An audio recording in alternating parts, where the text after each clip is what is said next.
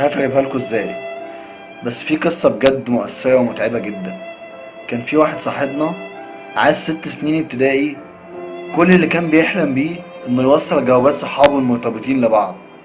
اي نعم كلهم كانوا عيال لسه بشخة، بس هو كان مبسوط وحاسس انه كان بيعمل خير. كان نفسه هو كمان يرتبط زي اصحابه الولاد ويمشي مع بنت بشخة، بس ملقاش. ووقتها صبر وقال هطلع الاعدادي واكيد هلاقي واحدة هيرتبط بيها.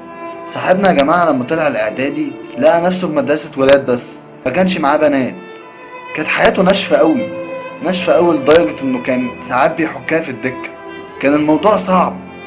تخيل ان انت تقعد تخرم في الدرج، مفيش اكتر من كده تعب. صاحبنا عدى سنين الاعدادي وقال لنفسه انا هرتبط في الثانوي.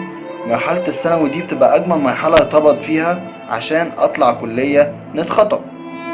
الشخص ده عاش 3 سنين ثانوي، الموضوع معاه كان صعب جدا. في سنة أولى فضل يفكر في الارتباط لحد ما الثانوية العامة طحنته. قال خلاص أنا مش هينفع ارتبط، لو دخلت بنت في حياتي أنا هسقط وهدمر كل مستقبلي. الشخص ده فضل 3 سنين ثانوي يذاكر ويذاكر وبرضه يذاكر عشان ينجح ويجيب مجموع ويدخل الكلية اللي هو عايزها.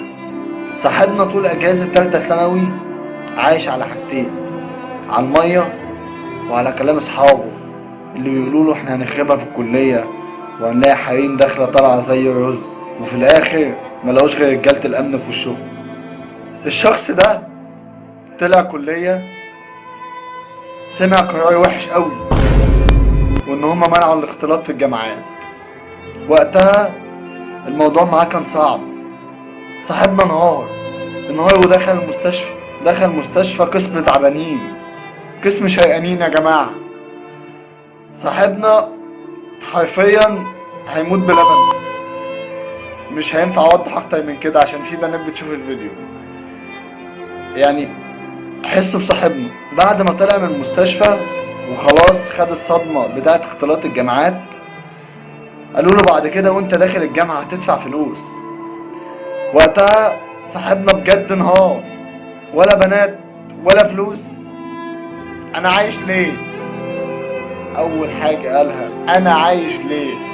وقتها يا جماعة صاحبنا فعليا مستقبله اتدمر خالص، ما بقاش بيروح الكلية. صاحبنا يا جماعة قرر هو وكل اصحابه التعبانين الشقيانين ان هما مش هينزلوا الكلية تاني. لان هينزلوها ليه؟ كانوا بينزلوها عشان البنات، دلوقتي هينزلوها ليه؟ كل الشقيانين كانوا بينزلوا الكلية عشان البنات، والنبي حتى اللي مش شقيانين.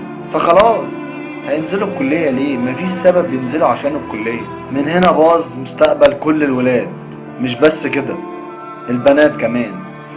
البنات بعد ما لقوا مفيش اي رجالة في الكلية قرروا يشتغلوا على الدكاترة. مستقبل جيل بحاله ضاع. كله ضاع.